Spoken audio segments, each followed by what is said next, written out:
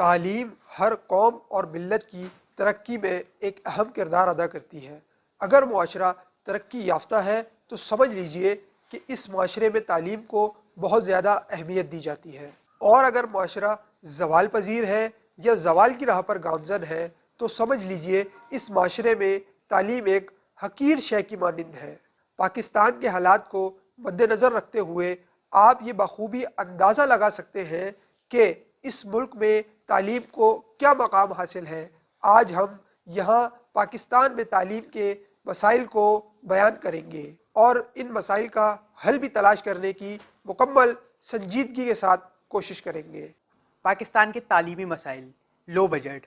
ترقی یافتہ ممالک میں ایک چیز یکساں پائی جاتی ہے کہ وہ اپنے ملک کے بجٹ میں سے ایک بڑا حصہ اپنی تعلیم پر صرف کرتے ہیں تاکہ ترقی کی راہ پر گامزن رہ سکیں، لیکن بدقسمتی سے ہمارے ملک میں معاملہ اس کے برعکس ہے۔ ہمارے ملکی بجٹ میں سے سب سے کم حصہ تعلیم کے لیے رکھا جاتا ہے، اور سونے پہ سہاگا یہ کہ وہ حصہ بھی کرپشن کی نظر ہو جاتا ہے، کہ جس کے باعث ہمارے ملک کے حالات سب کے سامنے واضح ہیں کہ کس طرح ہمارا ملک زبوحالی کا شکار ہے اور زبوحالی کی راہ پر گامزن ہے۔ حکومت کو چاہیے کہ وہ ملکی بجٹ کا ایک اہم حصہ تعلیم کے لیے مختص کرے تاکہ ملک میں تعلیم کی شرح میں اضافہ ہو، تعلیم یافتہ لوگ پرورش پا سکیں اور پاکستان بھی باقی ممالک کی طرح ترقی کی راہ پر گامزن ہو سکے۔ ہمارے ملک میں تعلیمی نظام کو کاری ضرب لگانے میں ان گھوس تعلیمی اداروں اور ملازمین کا ایک اہم کردار ہے۔ گھوس تعلیمی اداروں اور ملازمین سے مراد وہ تعلیمی ادارے اور ملازمین ہیں کہ جو دیکھنے میں تو موجود ہیں، حاضر ہیں، لیکن عملی طور پر غیر فعال یعنی کام کرنے کے جذبے سے محروم ہیں، مطلب سرے سے ہی موجود نہیں ہیں۔ ہمارے ملک میں تعلیمی ادارے ایک تو نہ ہونے کے برابر ہیں، اور جو ہیں وہ اپنی قدر و حیثیت کھو چکے ہیں۔ اب ہمارے تعلیمی اداروں میں تعلیم نہیں ہوتی، اب نہ ہی استاد پڑھانے آتے ہیں اور نہ ہی طالب علم پڑھنے جاتے ہیں۔ اب ہمارے ملک میں تعلیمی ادارے کسی اور مقصد کے لیے استعمال ہوتے ہیں، مثلا الیکشن کے دنوں میں الیکشن سیل کی حیثیت سے، کسی سیاسی تنظیم کے پارٹی آفس کی حیثیت سے، اور بعض تعلیمی ادارے تو نشہ کرنے والوں کی آماج گاہ بنے ہوتے ہیں جو حکومت کی نااہلی کا منہ بولتا ثبوت ہے۔ شاید ہمارا ملک دنیا کا وہ واحد ملک ہے کہ جہاں تعلیمی اداروں میں تعلیم کو چھوڑ کر دنیا جہان کی تمام تر سرگرمیاں انجام دی جاتی ہیں۔ گھوس تعلیمی اداروں کے ساتھ ساتھ ایک اہم مسئلہ گھوس ملازمین کا بھی ہے کہ جو سرکاری ملازمین ہیں، حکومت کی تنخواہوں پر ہیں، لیکن اپنے فرائض ذمہ داری سے سر انجام نہیں دیتے، اپنے فرائض سر انجام دینے سے قاصر ہیں۔ یہ ملازمین موجود تو ہیں لیکن نظر نہیں آتے۔ سرکاری ملازمین کام کرنے کے لیے نہیں آتے، بس گھر میں بیٹھ کر تنخواہ وصول کرتے ہیں۔ ان میں سے تو کچھ ایسے بھی ہیں کہ جو پرائیویٹ تعلیمی اداروں میں یا کسی این جی او کے تعلیمی اداروں میں بھی پڑھاتے ہیں اور وہاں سے بھی تنخواہ وصول کرتے ہیں، کہ جو ایک ملازم اور استاد کے لیے انتہائی شرم کا مقام ہے۔ ہمارے ملک میں سرکاری تعلیمی اداروں کی عمارتیں کھنڈر ہو چکی ہیں۔ یہ عمارتیں ایک پرانی حویلی کا منظر پیش کرتی ہیں، نہ ہی ان اداروں میں بجلی و پانی کا کوئی انتظام ہے اور نہ ہی بیٹھنے اور استعمال کرنے کے لیے کوئی ڈھنگ کا فرنیچر، جو حکومت کی کارکردگی پر اٹھنے والا ایک سوالیہ نشان ہے۔ حکومت کو چاہیے کہ وہ اپنی ذمہ داری کا مظاہرہ کرتے ہوئے ان ویران تعلیمی اداروں کو آباد کرنے کی کوشش کرے تاکہ تعلیم و تدریس کا ایک اہم سلسلہ جاری ہو سکے۔ ساتھ ساتھ ان کرپٹ ملازمین کے خلاف تسلی بخش کارروائی کا سلسلہ بھی شروع کیا جائے تاکہ یہ ملازمین اپنے انجام کو پہنچے اور ان کی جگہ اہل اور ایماندار بھرتیاں کی جائیں کہ جو ذمہ دار ہوں، اپنے فرائض ذمہ داری سے سر انجام دیں تاکہ تعلیم و تدریس کا ایک اہم سلسلہ بغیر کسی رکاوٹ اور بدنظمی کے آگے چل سکے۔ غیر منظور شدہ اور تصدیق شدہ تعلیمی اداروں سے مراد وہ تعلیمی ادارے ہیں کہ جو ایچ ای سی کے ضابطہ اخلاق کرائٹیریا پر پورا نہیں اترتے۔ بدقسمتی سے آج بھی پاکستان میں ایسے تعلیمی ادارے کام کر رہے ہیں کہ جو ابھی تک ایچ ای سی سے غیر منظور شدہ اور غیر تصدیق شدہ ہیں۔ ان تعلیمی اداروں میں داخلہ لے کر تعلیم تو حاصل کی جا سکتی ہے، لیکن ایسی تعلیم حاصل کرنے کا کوئی فائدہ ہی نہیں، کیونکہ ایٹ دی اینڈ آپ کی تعلیم اور ڈگری کا کوئی فائدہ ہی نہیں ہوگا، کوئی ویلیو ہی نہیں ہوگی، کیونکہ آپ کا ملک اس تعلیمی ادارے کو اون ہی نہیں کرتا کہ جس سے آپ نے تعلیم حاصل کی ہے۔ غیر منظور شدہ اور غیر تصدیق شدہ تعلیمی اداروں سے تعلیم حاصل کرنے کا کوئی فائدہ ہی نہیں، کیونکہ اس تعلیم اور ڈگری کی بنا پر نہ ہی آپ کو کوئی جاب حاصل ہوگی، نہ ہی آپ مزید آگے تعلیم حاصل کرنے کے قابل ہوں گے، اور نہ ہی آپ اس ڈگری اور تعلیم کی بنا پر بیرون ملک جا کر تعلیم حاصل کر سکیں گے، اور نہ ہی کسی قسم کی نوکری کر سکیں گے۔ نہ جانے آج بھی کتنے طالب علم ایسے ہیں کہ جو ان غیر منظور شدہ اور غیر تصدیق شدہ تعلیمی اداروں میں داخلہ لے لیتے ہیں اور اپنا قیمتی وقت اور مستقبل برباد کر بیٹھتے ہیں۔ حکومت کو چاہیے کہ وہ ان غیر منظور شدہ اور غیر تصدیق شدہ تعلیمی اداروں کے خلاف ایکشن لے اور انہیں مکمل طور پر بین کر دے کہ جب تک یہ تعلیمی ادارے HEC کے ضابطہ اخلاق کرائیٹیریا پر پورا نہیں اترتے۔ حکومت کے ساتھ ساتھ طالب علموں اور ان کے والدین پر بھی یہ ذمہ داری عائد ہوتی ہے کہ جب وہ کسی تعلیمی ادارے میں داخلہ لینے لگے تو سب سے پہلے اس ادارے کی مکمل طور پر جانچ پڑتال کر لیں کہ یہ تعلیمی ادارہ HEC سے ریکگنائز ہے یا نہیں، تاکہ بعد میں کسی قسم کا نقصان اور پچھتاوا نہ ہو۔ دنیا کے تمام مہذب پیشوں میں سے تعلیم اخلاقی طور پر دنیا کا سب سے اہم ترین اور مہذب پیشہ ہے کہ جس میں رتی بھر بھی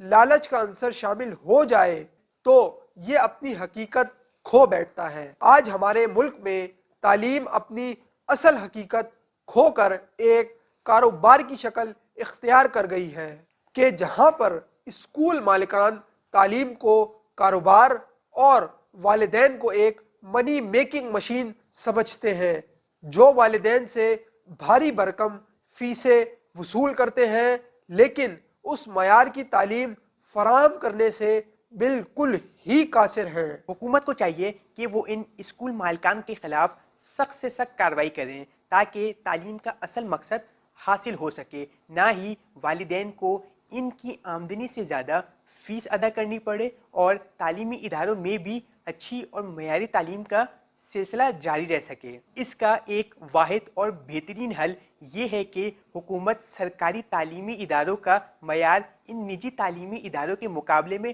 حد سے زیادہ بلند کر لے، فیس کم سے کم وصول کرے اور اگر ممکن ہو تو کتابیں، کاپیاں اور تمام تر اسٹیشنری وغیرہ طالب علموں کو مفت فراہم کرے۔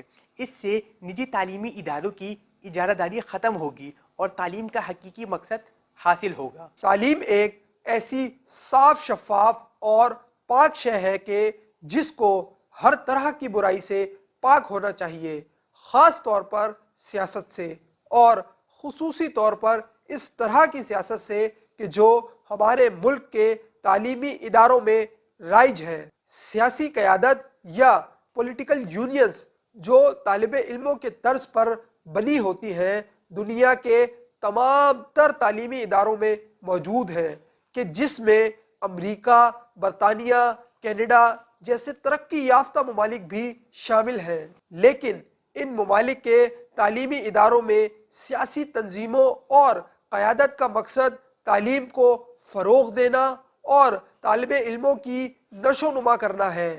ان سیاسی جماعتوں کا مقصد طالب علموں کو ان کے حقوق سمجھانے اور حاصل کرنے کا شعور اجاگر کرنا ہے۔ یہ سیاسی تنظیمیں طالب علموں میں لیڈرشپ پیدا کرتی ہیں تاکہ ان کے ملک کو بہترین سیاسی قیادت حاصل ہو سکے اور ان کا ہر طالب علم ایک باوقار، ایماندار، قانون کی پاسداری کرنے والا محب وطن اور ایک اچھا شہری بن کر ابھرے۔ لیکن ہمارے ملک کے تعلیمی اداروں میں سیاسی جماعتوں کا کردار اس کے بالکل برعکس ہے۔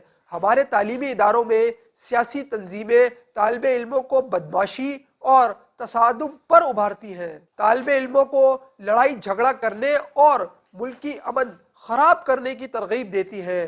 ہمارے تعلیمی اداروں میں میرٹ کی دھچیاں اڑانے میں ان سیاسی جماعتوں کا بہت اہم کردار ہے۔ آئے دن ان سیاسی جماعتوں کے جھگڑوں کی وجہ سے ہمارے تعلیمی اداروں میں اسٹرائکس رہتی ہیں۔ ان کے سامنے تعلیمی اداروں کی انتظامیہ بھی بے بس دکھائی دیتی ہے۔ اگر سچ کہوں تو ان سے خوف کھاتی ہے۔ طالب علموں پر ظلم کرنا، تعلیمی عمل میں خلل ڈالنا اور تعلیمی اداروں کا نظم و ضبط تباہ کرنا ان سیاسی جماعتوں کا شیوا ہے۔ سیاسی تنظیموں سے تعلق رکھنے والے افراد تعلیمی اداروں کو اپنی جاگیر اور اماجگاہ سمجھتے ہیں، اور ظاہر سی بات ہے کہ ان کے سروں پر سیاسی پارٹیوں کا ہاتھ ہوتا ہے، جس کے باعث یہ شیر بن کر دندناتے پھرتے ہیں اور اپنی منمانی کرتے چلے جاتے ہیں۔ اسی وجہ سے تو پولیس ان پر ہاتھ ڈالنے سے کتراتی ہے۔ نہ جانے کتنے معصوم طالب علموں کی ان کی وجہ سے تعلیم متاثر ہوئی اور ابھی تک ہو رہی ہے، اور نہ جانے کتنے طالب علم ایسے ہیں کہ جو ان سیاسی پارٹیوں کے آپسی لڑائی جھگڑوں اور تصادم سے اپنی جانیں گنوا بیٹھے ہیں، یا پھر ہمیشہ ہمیشہ کے لیے ذہنی اور جسمانی معذوری کا شکار ہو گئے۔ ان سیاسی تنظیموں میں مذہبی جماعتیں بھی شامل ہیں کہ جو ان سیاسی جماعتوں کے پیش نظر آتی ہیں۔ طالب علموں کو ورگلانا، لڑائی جھگڑوں پر اکسانا، فتنہ برپا کرنا وغیرہ ان سیاسی اور مذہبی جماعتوں کے اہم مقاصد میں شامل ہے۔ تعلیمی اداروں میں سیاسی تنظیموں کا کردار بہت اہمیت کا حامل ہے۔ اس سے طالب علموں کی ذہنی نشو و نما ہوتی ہے، ان میں سیاسی شعور بیدار ہوتا ہے، ان میں سوچنے سمجھنے کی صلاحیت پیدا ہوتی ہے، آواز بلند کرنے کی اور باطل کے سامنے ڈٹ جانے کی ہمت پیدا ہوتی ہے۔ ملک میں قابل، ذہین، فطین لوگوں کا اضافہ ہوتا ہے، اور ملک میں اعلیٰ طرز کی ایک نوجوان سیاسی قیادت جنم لیتی ہے۔ سیاسی جماعتوں اور تنظیموں کو چاہیے کہ وہ ملک کے مستقبل کے ساتھ کھیلنا بند کریں، ہوش کے ناخن لیں اور اپنا قبلہ درست کریں۔ تعلیمی اداروں میں صاف اور شفاف سیاسی سرگرمیاں سر انجام دیں کہ جو ملک کی فلاح و بقا کے لیے مفید ثابت ہوں۔ اگر سیاسی تنظیمیں تعلیمی اداروں میں چلتی اپنی روایات سے پیچھے نہیں ہٹتی تو حکومت کو چاہیے کہ ان کے خلاف سخت سے سخت کریک ڈاؤن کریں اور انہیں سخت سے سخت سزا دیں۔ پاکستان ایک غریب ملک ہے اور اس غربت کا شکار ہمارے طالب علم بھی ہیں۔ اسی بڑھتی ہوئی مہنگائی کی وجہ سے طالب علم کے لیے تعلیم جاری رکھنا انتہائی دشوار ہو گیا ہے۔ یہی وجہ ہے کہ نہ جانے کتنے طالب علموں نے مہنگائی سے تنگ آ کر اپنے تعلیمی سلسلے کو خیر آباد کہہ دیا ہے۔ آج کے دور میں شاید ہی کوئی طالب علم ایسا نہ ہوگا کہ جو اپنے گھر کا خرچہ چلانے کے لیے اور اپنی فیسیں ادا کرنے کے لیے ملازمت نہ کرتا ہو۔ حکومت کو چاہیے کہ وہ جتنا ممکن ہو سکے طالب علموں کے لیے آسانی پیدا کرے، طالب علموں کو ریلیف فراہم کرے، کیونکہ یہ طالب علم ہی ملک کا بہترین اثاثہ ہے۔ حکومت کو چاہیے کہ وہ طالب علموں کی مالی معاونت کرے، طالب علموں کو اسکالرشپ اور ماہانہ اسٹیپنڈ فراہم کرے، انہیں مفت کتابیں، کاپیاں، یونیفارم، کھانا، اسٹیشنری وغیرہ مہیا کرے، انہیں جدید آلات مثلاً موبائل فون، ٹیبلٹ، لیپ ٹاپ، انٹرنیٹ وغیرہ فراہم کریں۔ طالب علموں کا سفر اگر وہ پبلک ٹرانسپورٹ میں سفر کرتے ہیں بالکل مفت ہونا چاہیے۔ اگر اپنی سواری استعمال کرتے ہیں تو طالب علموں کو فیول الاؤنس دینا چاہیے، ان کی تعلیم کی فیس کم سے کم ہونی چاہیے۔ طالب علم ملک کا مستقبل ہوتا ہے، ملک کا اثاثہ ہوتا ہے۔ طالب علم ملک کے لیے ایک بہترین راہ ہموار کرتا ہے، لیکن ہمارا طالب علم پریشان ہے، ہمارا طالب علم فکر معاش میں مبتلا ہے، ہمارا طالب علم زندگی کی بازی ہار رہا ہے۔ حکومت کو چاہیے کہ وہ کوئی ایک ایسی پالیسی تشکیل دے کہ جو طالب علموں کے لیے مفید اور فائدہ مند ثابت ہو، اور طالب علموں کے لیے سہولت اور آسانی پیدا کرے، تاکہ ہمارا طالب علم دنیا جہاں کی پریشانی چھوڑ کر صرف اور صرف اپنی تعلیم پر توجہ دے، تاکہ وہ طالب علم ملک کے لیے ایک بہترین سرمایہ ثابت ہو۔